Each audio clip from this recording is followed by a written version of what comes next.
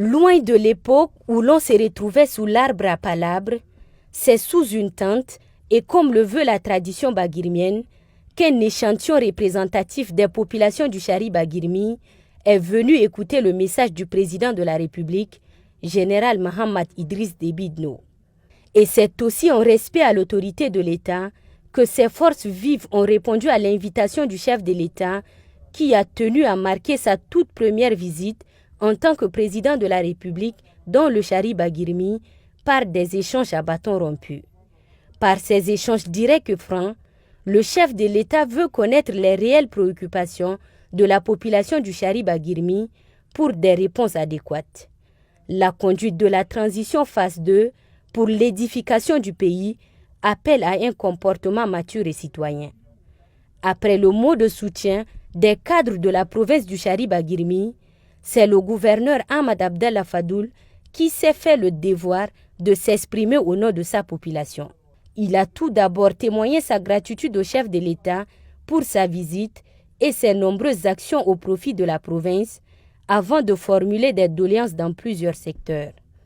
À en croire le gouverneur, le Chari Bagirmi manque de voies de communication, d'eau potable, de l'électricité, des infrastructures socio-éducatives de base et pas que.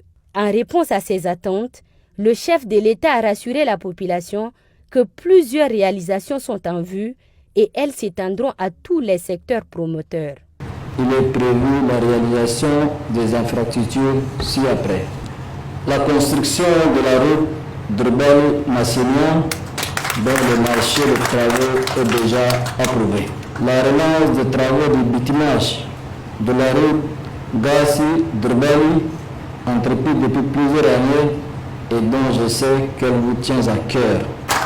La construction et l'équipement de l'hôpital provincial de Massignan pour améliorer la prise en charge des patients. La réalisation et l'équipement de 7 centres de santé.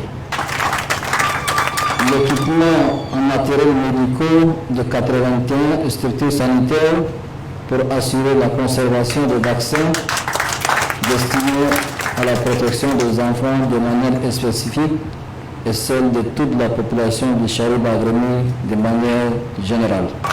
La construction d'un collège d'enseignement général à Lignan et 3 écoles primaires dans le département de Bagirmi pour renforcer les structures d'accueil du primaire et du secondaire. La construction des bureaux et résidences du préfet du département de Drbeli, Boucher et Massignan pour améliorer les conditions de travail des autorités administratives locales.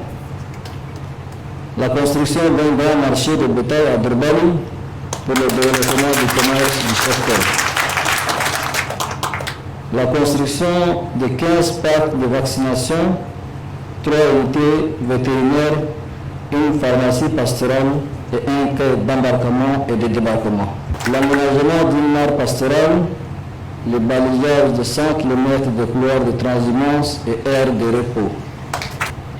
Et enfin, la construction d'un central d'énergie solaire de 2 mégas en solaire et 5 mégas en batterie pour la ville de Massignan.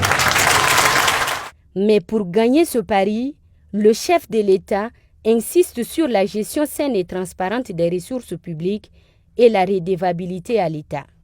Il m'a été donné de constater que l'espoir créé par l'exploitation du pétrole dans la province, qui devrait servir à son développement socio-économique, est compromis par les parts de gestion et de répartition des revenus de 5% réservés à la province. J'instruis le ministre des Finances et le gouverneur de procéder à la proposition d'un nouveau comité composé en majorité par des jeunes et des femmes pour gérer les 5% réservés à la province. Le constat sur l'absence des agents de l'État de leur poste est amer, regrettable et inacceptable.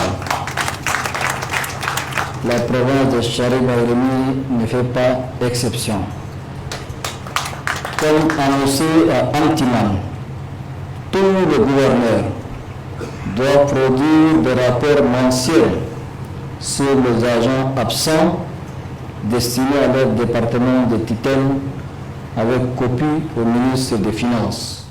Très enthousiasmé par la chaleur de l'accueil, le président de la République, général Mohamed Idriss Déby Itno, a remercié ses frères et sœurs de la province avant d'annoncer que la seconde étape de la tournée sera faite très prochainement dans plusieurs provinces du sud du pays.